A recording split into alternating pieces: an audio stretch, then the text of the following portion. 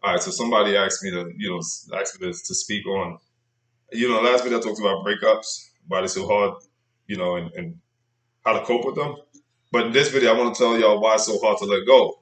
Why it's so hard to let go. To let go.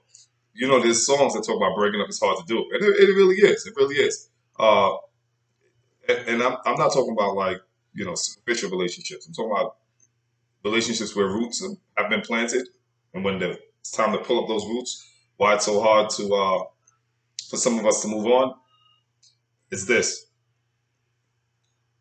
I, I want to talk about it from a scientific standpoint. I know a lot of people talk about it and they got their own kind of like spin on things, right? But I want to talk about it from a scientific standpoint. From a scientific standpoint, when you get into a relationship with someone on the quantum level, you're fusing with that person. And when I say fusing, I mean that your energetic particles, right? Your subatomic particles are actually forming bonds. They're either bonded or they're creating what's called fission, which is splitting at the seams. But this is happening on a quantum level. So you could be with somebody for weeks, months, and on a quantum level, you guys are actually splitting. You're splitting up on a quantum level. And what that means is that your torus field, everyone has a torus field. In our culture, we call it your aura, but in other cultures, it's called torus field. Your torus field is pretty much who you are. It's all your characteristics, all your traits, all your qualities orbiting around you. So whenever you come in contact with someone else, your torus field and their torus field are trying to figure out whether they can fuse. 9 out of 10 times you can't. So you might be with someone and physically you guys are compatible and you're having a good time, but your torus field hasn't, you know, jived, right? It hasn't, this is not harmonized. And eventually that's why people break up. Well, all right, so why is it hard to break up sometimes? Not in all times, but in many cases. Why?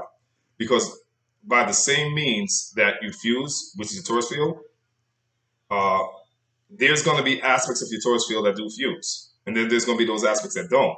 Percentage wise, and let's just use for simplicity purposes, let's say 60-40. 40% fused, 60% didn't. Clearly, the 60% that did not fuse outweighs the 40 that did, hence the split or the breakup. Now, there's still 40% of you that did fuse. 40% of your torus field did fuse.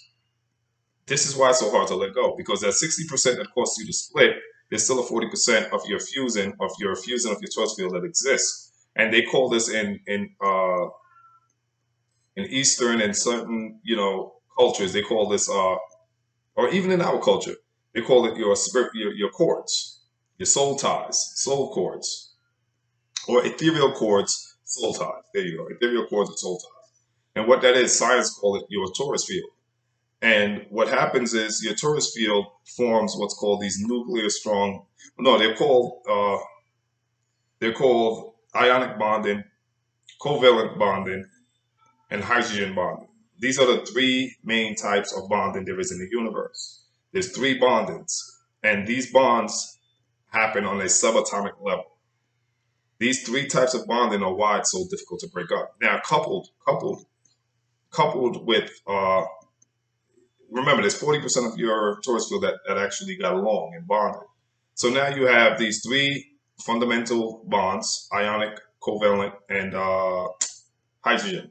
Couple that with the four fundamental forces. Gravity, we're all familiar with that. Electromagnetic force, some of us are familiar with that. The weak nuclear force, no, the strong nuclear force and the weak nuclear force. So you have these different, you have these bondings. You have three types of bonding. What's up? Come here. What happened? I'm good. You good? You want to say hi? To who? To everybody, to whoever is watching. All right, so go ahead, go back and go watch your cartoons. I'll be back. I'll be there soon. Daddy's doing some business, some work. Okay, I'll be back soon. So yeah, so you have you have four fundamental forces in the universe. Of the four, three of them hold things together. Gravity holds everything on the earth. We're all aware of that. Uh, Electromagnetic forces where I can sit on my chair and while my laptop and my computer can stay on my table and while my table can stay together. Electromagnetic force is what keeps things together. Okay, all right. Listen, let Daddy finish, and then we'll come. I'll come back and take care of you. All right? Give Daddy a few minutes. So we have these four forces, right? Uh, Gravitational force. Again, we all know what gravity is. Electromagnetic force, right? And we have the strong force, nuclear strong force, and the weak nuclear, yeah, the weak force, nuclear weak force, nuclear strong force, right, and nuclear weak force, right? Okay. So of those four forces, three of them hold things together. Gravity, like I said, keep things on the ground. We're familiar with that. Electromagnetic force holds things in place: atoms, protons, electrons, so on and so forth. And the the strong nuclear force is what holds the subatomic particles together within the nucleus of the atom, right? Strong nuclear force within the nucleus of the atom, right. So those three, the weak force is actually the only force that doesn't keep things together. The weak nuclear force break things apart. That's responsible for radioactivity, beta decay, erosion, so on and so forth, right? So that's the weak nuclear force. So we got four fundamental forces. Three of them hold things together. The three types of bonding. All of these forces in bonding, all of seven of them, six are responsible for keeping things together. This is why the whole universe, this is why the sun never clashes with the moon never clashes with the sun, the stars, everything. This is why the galaxy and everything is kind of like has its own rhythm. And it, from the dawn of time, you've never had a collision, right? Like the sun never fell out of place, the moon never, like this is why. I mean, there's always anomalies, but meteors or whatever. But we get the gist that things are just kept in place by all these different forces. So when you get with someone, these said forces are at work. So when you get that feeling in your butterfly feeling, all of that, that's just a high frequency of that force. That's all that is. When you meet somebody and especially in the first time, you all know how it feels, right? That elation, that elated, that euphoric, that bliss, that joy, that's just a very intense, high cyclical motion because motions, energy in motion. So it's the energy, which that energy is again consists of all these particles that are held together by these said forces at a very, very, very, very high frequency, which is good, But then it goes south and becomes bad, right? So what happens is, like I said, if you going back to the first 2 minutes or whatever in this video, like I said, 40% of you bonded, 60% didn't, so there's a break. Why it's so hard to let go is that 40%. That 40% is all those particles, all those forces that we said forces that we just previously discussed that are still bonded. Now, ionic covalent hydrogen. Ionic bonding is the arguably the strongest type of bonding, right? Covalent is again second strongest, and hydrogen is the weakest form of bonding. Depending on how you bond with a person, is why it's going to be so hard to let go, and it's why people stalk. They stalk because that bond. If you ionically bond with someone, it is very difficult to break because it's the strongest form of bonding. And ionic bond, I can go into the details, but I'll just, you want to read about it, go read about it. But be that as it may, it's the toughest form of bonding. Covalence is second, exchanging of electrons, whatever, sharing of electrons. Again, you can research it yourself. But depending on, and again, so when you have all these forces and bondings, and here's the thing, all these laws, science, governs matter. These are scientific laws that governs all matter. They govern matter.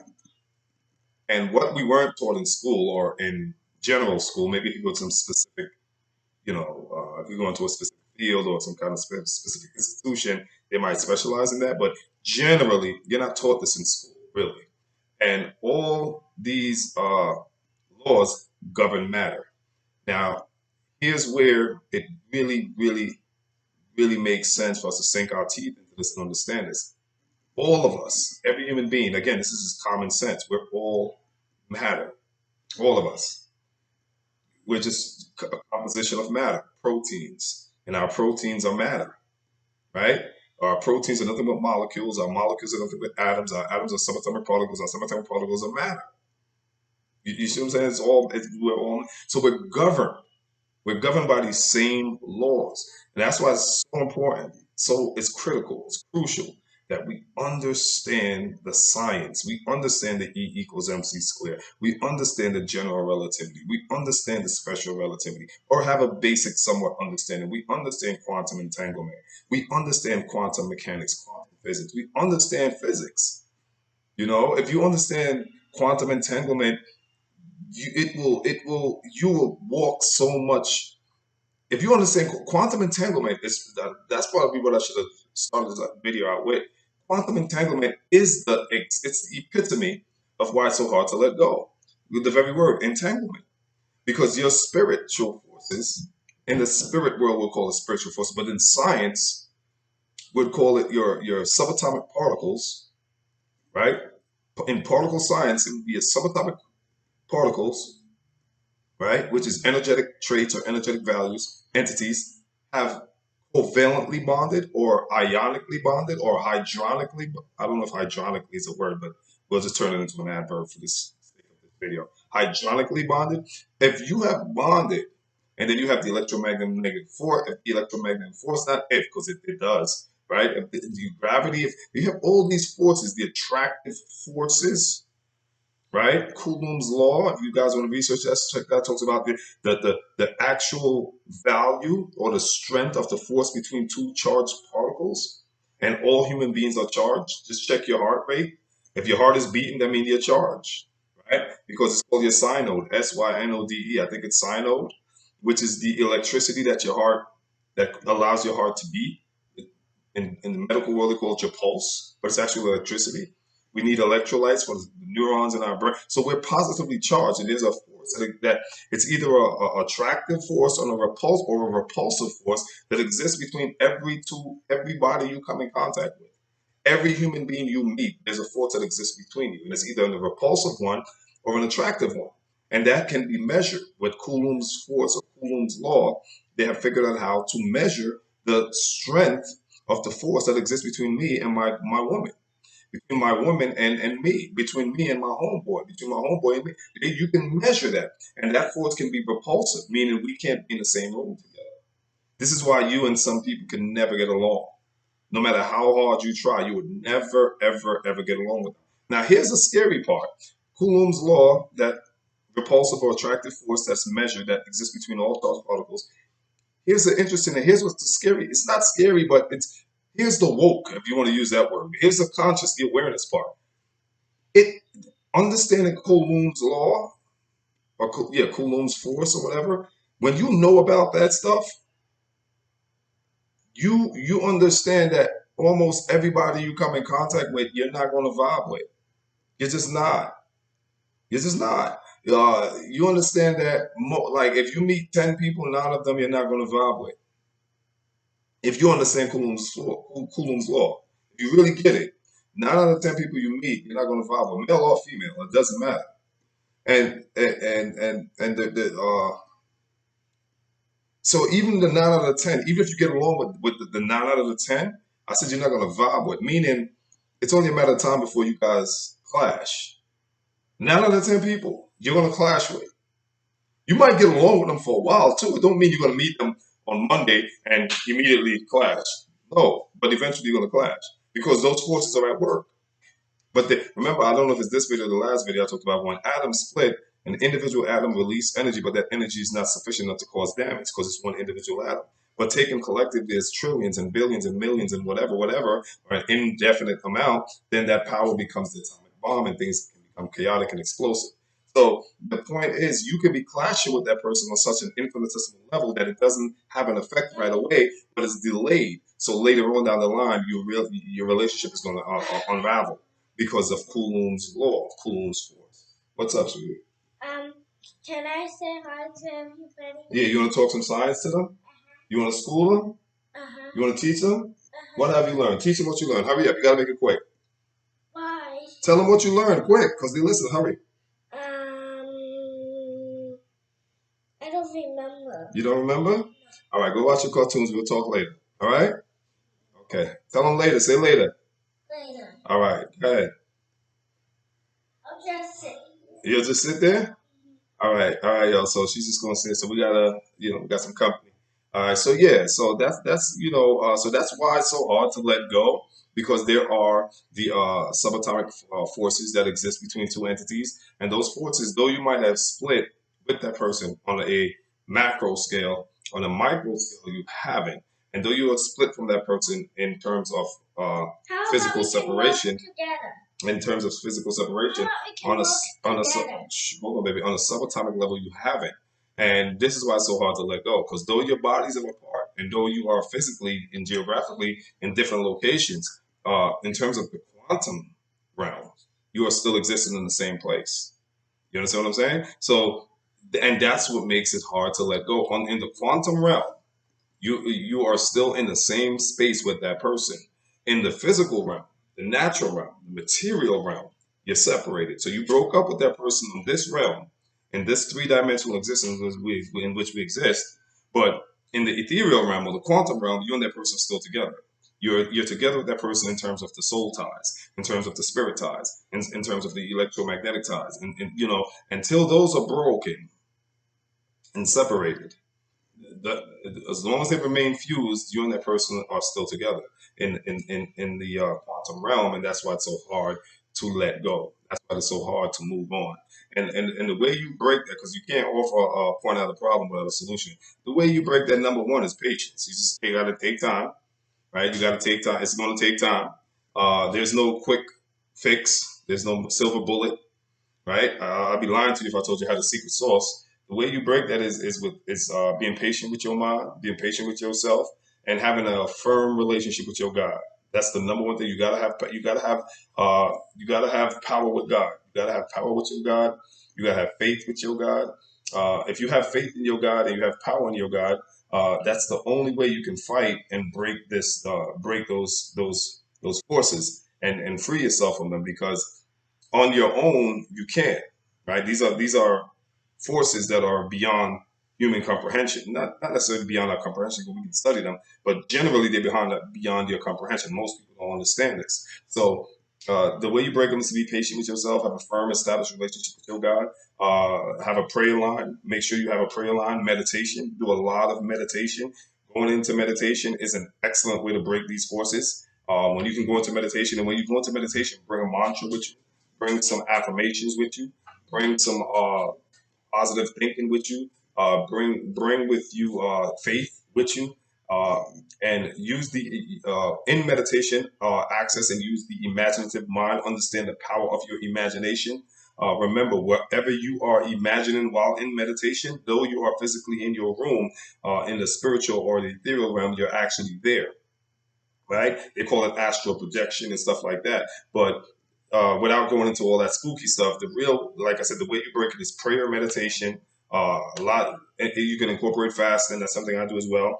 Throw some fasting in there. Keep a lot of positive stuff around you. If there's anything that reminds you of that person, you have to remove it. You have to get rid of it, right? Social media, all that stuff, you got to completely get rid of it. Pictures, you got to get rid of everything. Because put it like this: if you're trying to quit smoking cigarettes, the last thing you want to do is keep cigarettes in your house. If you're trying to kick a habit of drinking, the last thing you want to do is keep alcohol in the kitchen cabinets, right? You have to make sure you find all the alcohol and get rid of it, all the cigarettes and get rid of it. So, and because what's happening is you're going to have days where you want to relapse. You're going to relapse. You're going to fall off the wagon, right? You're going to get tripped up.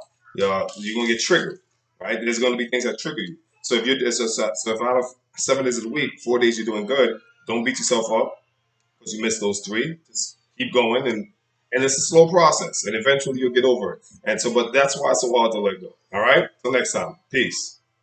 If you like the video, you know what to do.